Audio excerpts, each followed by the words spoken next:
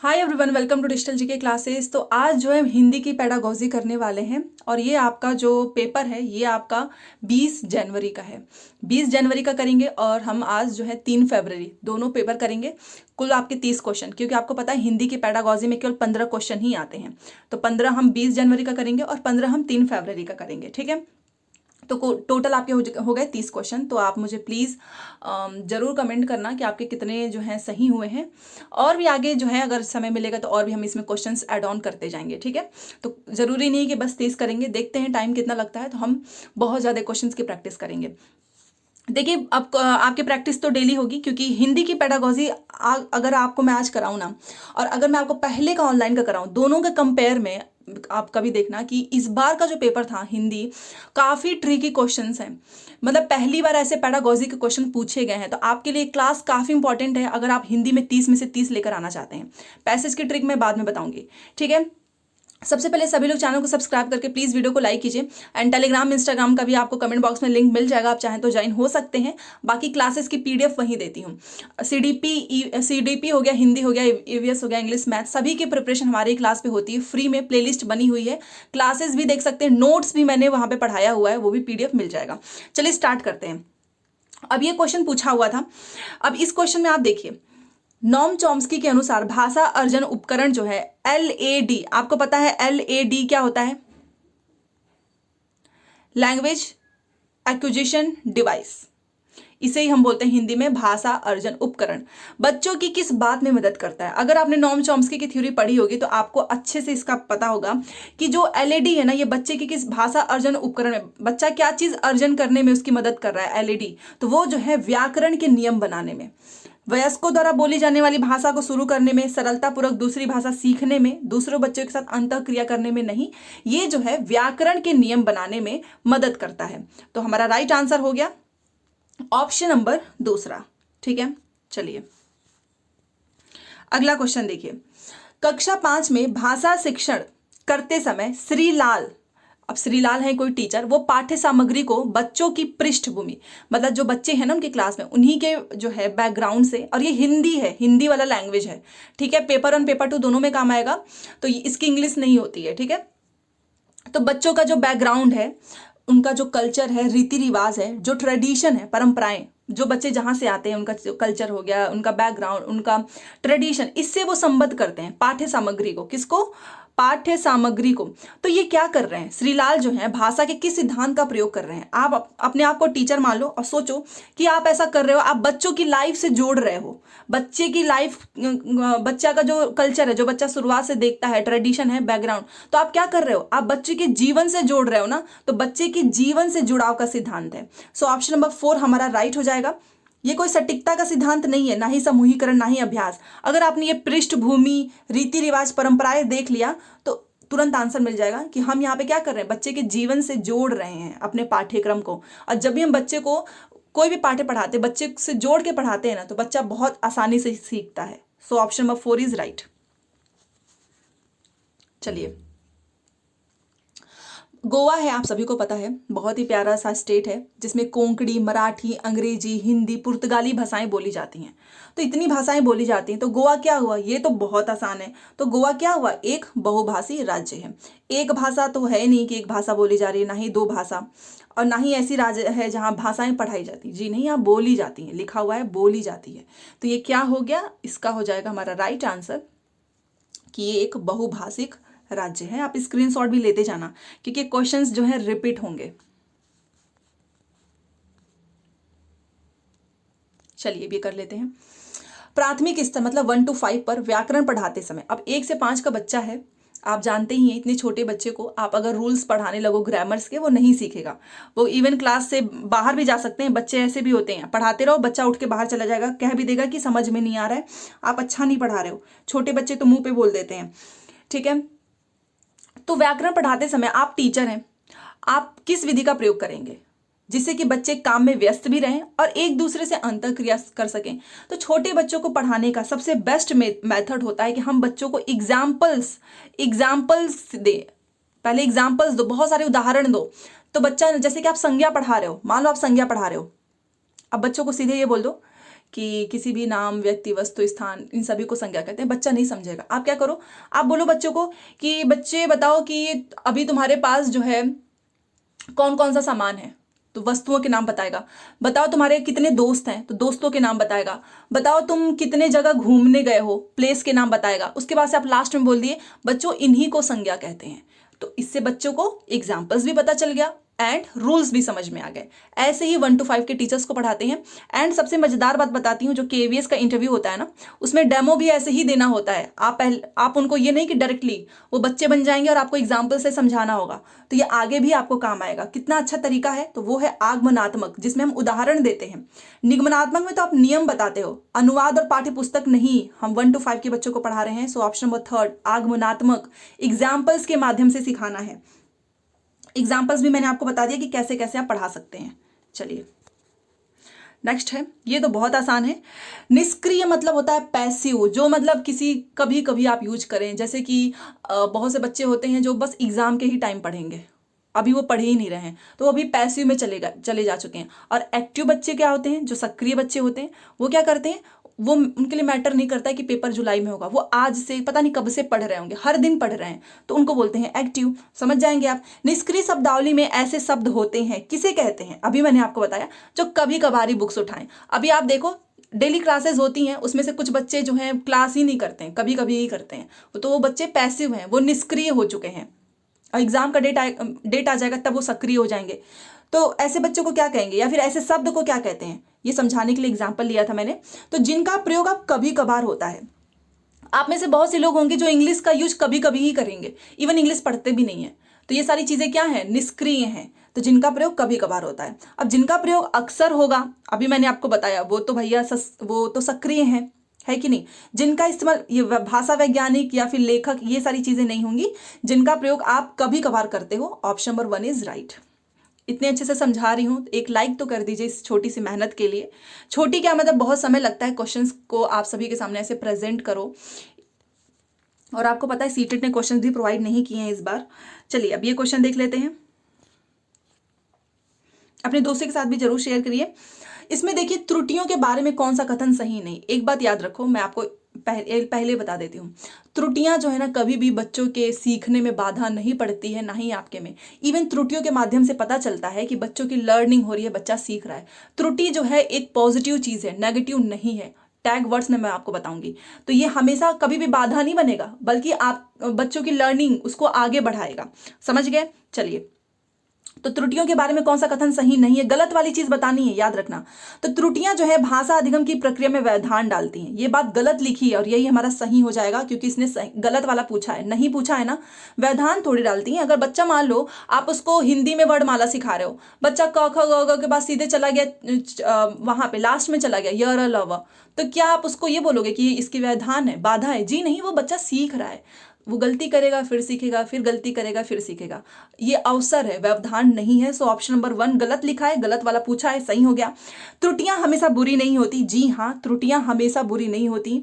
इससे आपको पता चलेगा बच्चा किस डायरेक्शन में सोच रहा है।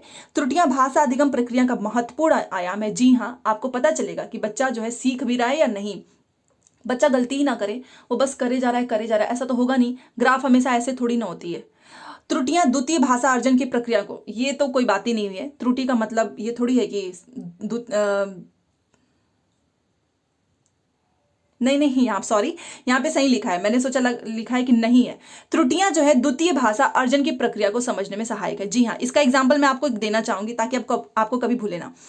द्वितीय भाषा क्या होता है, आप मुझे बताइए। आपका हिंदी मदर टंग है, तो आपकी इंग्लिश क्या हो गई, द्वितीय भाषा हो गई। कोई भी लैंग्वेज मान लो, तो वो द्वितीय भाषा जो भी आप अर्जन कर रहे हो, तो आप मान लीजिए इंग्लिश सीख रहे हैं। एक एग्जाम्पल दे रही हूँ, पहले मुझे लगा इसमें नहीं लिखा है। तो आप इंग्लिश सीखते हैं, तो क्या आप एकदम फर्राटेदार इंग्लिश बोलते हैं, एकदम फ्लुएंटली? जी नहीं, आप उसमें गलती करते हैं। और जब जब आप गलती करेंगे ना, आपको एक रिमाइंड मिलेगा, आपको सीख रहे हैं, वो प्रोसेस है आपका, उसमें आप गलती करेंगे ही। इससे आप क्या कर रहे हैं, गलतियों से ही द्वितीय भाषा को अर्जन करने में, ग्रहण करने में, उस प्रोसेस में वो आपके लिए एक हेल्पफुल है, सहायक है, वो बाधा नहीं है। तो ये बात भी एकदम सही है। गलत वाला पूछा था, और व्यवधान जो है एक नेगेटिव वर्ड है, जो कि हमारा सही हो जाएगा।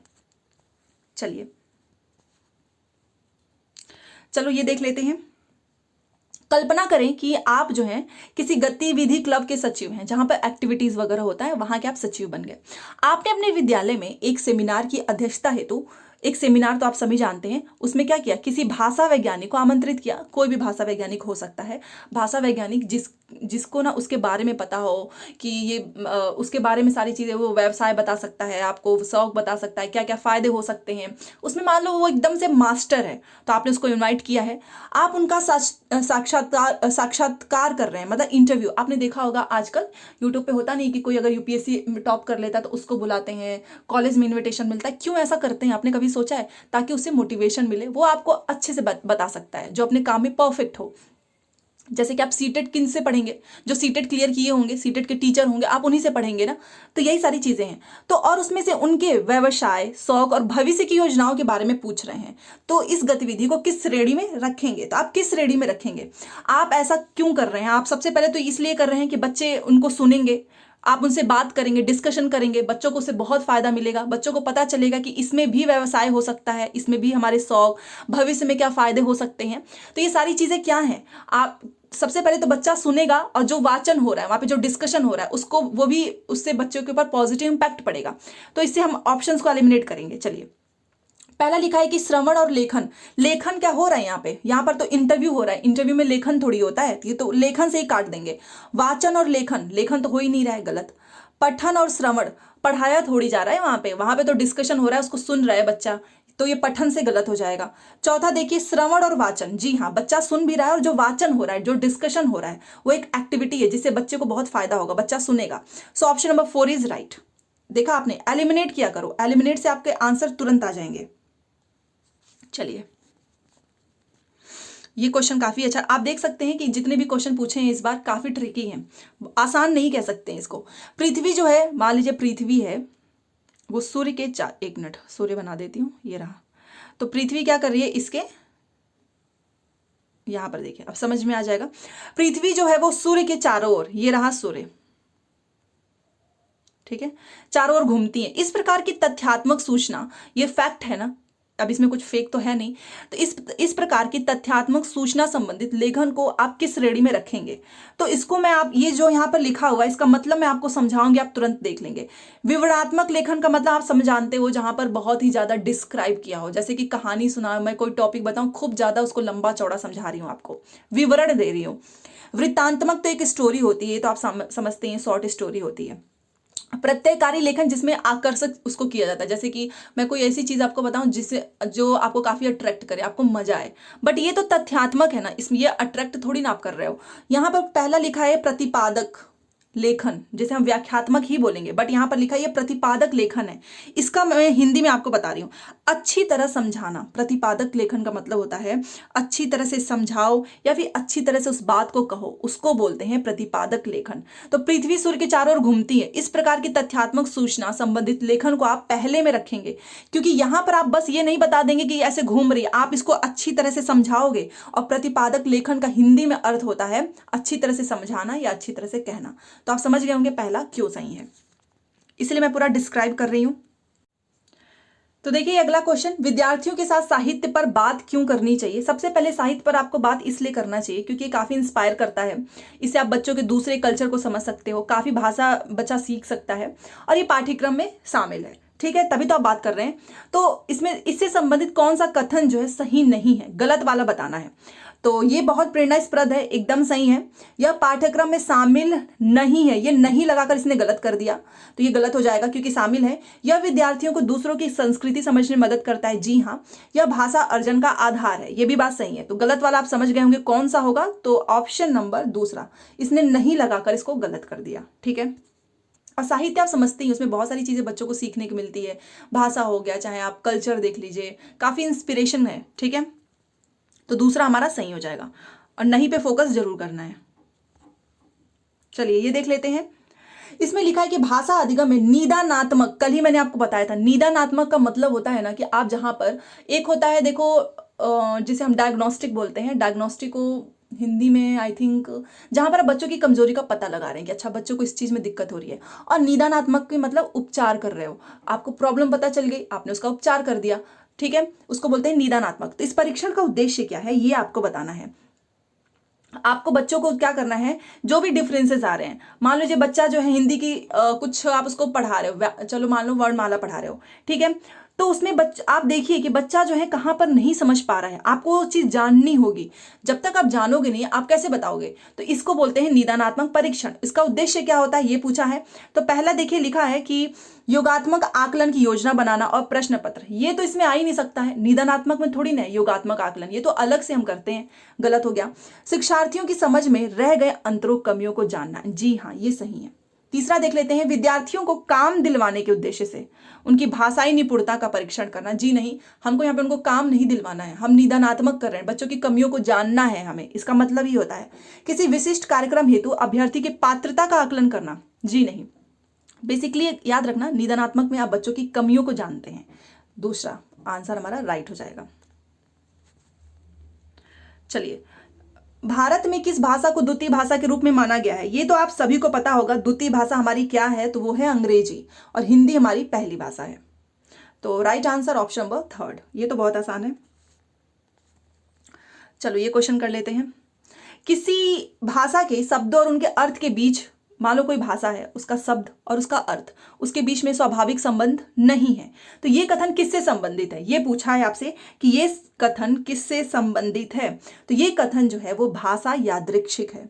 सबसे पहले मैं आपको बताऊंगी, भाषा अद्वितीय मतलब अनोखा होता है, वाचिक मतलब जहां बोल रहे हैं, गतिशील मतलब जो गतिशील हो, मूवेबल हो, उसे बोलते हैं। बट यहां पर आप क्वेश्चन में देखिए लिखा हुआ है, रुकिए कलर चेंज कर देती हूँ, कि किसी भाषा का कोई शब्द है मान और उसका अर्थ है, उनके बीच में स्वाभाविक संबंध नहीं है, उनके बीच में शब्द और अर्थ के बीच में नेचुरली कनेक्शन नहीं है, तो ये कथन जो है भाषा यादृच्छिक है। क्योंकि यादृच्छिक का मतलब होता है ऐच्छिक, इसका मतलब होता है स्वतंत्र, इसका मतलब होता है आकस्मिक, जरूरी नहीं है कि ये जो चीज फिक्स्ड हो चुकी है वही रहेगी। इसीलिए भाषा क्या है, ऐसी भाषा को हम क्या कहते हैं, ये किससे संबंधित है, यादृच्छिक है। सो ऑप्शन नंबर तीसरा हमारा सही हो जाता है। व्याकरण पढ़ाने की सर्वोत्तम विधि कौन सी है? अब आप तो जानते ही हैं, व्याकरण पढ़ाने के लिए सबसे बेस्ट, केवल व्याख्या दे दोगे, आओगे बस रटी रटाई चीजें बोल के चले जाओगे, अभ्यास ड्रिल, केवल प्रैक्टिस कराओ, अनुवाद कर दो, ट्रांसलेशन कर दो, या फिर आप पहले बच्चों को, अभी मैंने आपको थोड़ी देर पहले बताया, ग्रामर पढ़ाना है आपको, अगर व्यक्तिवाचक पढ़ाना है तो आप बच्चों को पहले एग्जाम्पल्स देंगे, बाद में नियम बताएंगे। तो ये तो बहुत आसान है, आगमनात्मक और निगमनात्मक। Option number 4 is right. और ज़्यादा से ज़्यादा लाइक कीजिए कि मुझे ऐसा लगे कि आपको मेरी क्लास पसंद आ रही है, तो मैं आपको डेली ऐसी ही क्लासेस दूंगी। देखिए लिखा है कि लक्ष्य दृश्य शब्द, शब्द भंडार, पहले ये लक्ष्य दृश्य शब्द, शब्द भंडार में किस प्रकार का शब्द है, ये आप तुरंत ऑप्शन से समझ जाओगे एलिमिनेट करके। पहले देखो ये लक्ष्य दृश्य शब्द है, इसमें कोई रटाई नहीं जाती है, रटने वाली चीजें वैसे भी नेगेटिव होता है, नेगेटिव टैग वर्ड होता है, गलत हो जाएगा, तो ये तो गलत। पाठक इसकी पहचान करता है और बिना किसी जटिल विश्लेषण के इसे अर्थपूर्ण पाता है, जी हाँ ये सही है। अभी बताती हूँ कैसे। लेखक की शैली की प्रभावशीलता का निर्णय लेने में, यहाँ पर लेखक की शैली से हमें मतलब नहीं है, हमें लक्ष्य से मतलब है, लक्ष्य दृश्य शब्द से, गलत हो जाएगा। कम प्रयुक्त किया जाता है, जी नहीं, इसका अधिक उपयोग करते हैं। देखिए मैं आपको बता रही हूँ, पाठक क्या करेगा, सबसे पहले इसकी पहचान करेगा कि कौन सा लक्ष्य दृश्य शब्द होना चाहिए जहां पर बिना किसी जटिल विश्लेषण के, जहां पे ज्यादा कॉम्प्लेक्स ना हो, और उससे क्या करे, बिना जटिल विश्लेषण के से अर्थपूर्ण पाए, वही हमारा लक्ष्य दृश्य शब्द हो जाता है। ये एक पॉजिटिव है। मान लीजिए कि कोई भी चीज सिखानी है, कोई वर्ड मान लो कि उनका कोई भी होगा कि हमको ये सारी चीजें सिखानी है, तो हम क्या करेंगे, पहले इसकी पहचान करेंगे और बिना उसको जटिल किए जो है उसको सिखाएंगे, क्योंकि इसी से क्या होगा, अर्थपूर्ण आपकी समझ होगी। सो ऑप्शन नंबर दूसरा यहाँ पर सही हो जाता है। चलिए अब ये हमारा आरंभिक साक्षरता उपागम पर आधारित कक्षा के लिए बच्चों को कक्षा में क्या करना चाहिए। साक्षरता का मतलब क्या होता है, जहां पर साक्षर हो, ठीक है। तो आरंभिक साक्षरता उपागम 150 का पहले एक बार ऑप्शन देखते हैं, फिर एलिमिनेट करना सिखाती हूँ। देखिए पारंपरिक प्रवेशिका पढ़नी चाहिए, ये लिखा है कि हमको क्या करना है, पारंपरिक प्रवेशिका पढ़नी चाहिए। विभिन्न प्रकार की लिखित और वाचिक सामग्री से अंतःक्रिया करनी चाहिए। आरंभिक की बात करें, इस इनिशियल, जब इनिशियल आप कोई चीज सीखते हैं, साक्षर मतलब लिटरेचर, जहां पे आप, साक्षर का मतलब पढ़ा लिखा ही तो होगा ना, बिना पढ़ा लिखा तो होगा नहीं, बट ये आरंभ वाला स्टेज है। तो इसमें क्या आप सबसे पहले ड्रिल और अभ्यास वाली वर्कशीट दे दोगे बच्चों को कि लो इसी पे काम करते रहो, जी नहीं, इसे बच्चा सीखेगा नहीं। आपको सबसे पहले जब इनिशियल स्टेज में हमको बच्चों को लिखित, यहाँ पर देखिए बच्चों को क्या करना है, लिखित और वाचिक मतलब बोलने वाली, इन सब चीज़ों से क्या करनी चाहिए, अंतःक्रिया। और अपने आप में अंतःक्रिया एक बहुत ही अच्छा पॉजिटिव टैग वर्ड है। अंतःक्रिया बहुत ही अच्छा वर्ड होता है। किसी भी ऑप्शन में अगर आपको दिखे पॉजिटिव क्वेश्चंस पूछे, इसी पे आंख बंद करके कर देना, हमेशा सही होगा, क्योंकि अंतःक्रिया में इंटरेक्शन होता है, पारस्परिक बच्चे आपस में बात करते हैं। तो ऑप्शन नंबर दूसरा हमारा सही हो जाता है। तो देखा आपने, आपको बस देखो कई बार क्या होगा ना कि क्वेश्चन का मतलब समझ में नहीं आएगा, तो ऑप्शन से एलिमिनेट करना स्टार्ट कर दो, अपने आप आंसर बाहर आ जाएगा। ठीक है, तो ये आज की क्लास है। चलो ये तो पहली क्लास थी, आज आपका रिस्पॉन्स देखते हैं, फिर हमेशा हम बहुत ज़्यादा क्वेश्चन की प्रैक्टिस करेंगे। वीडियो पसंद आता है तो please like share and channel को सब्सक्राइब जरूर करें। Thanks for watching.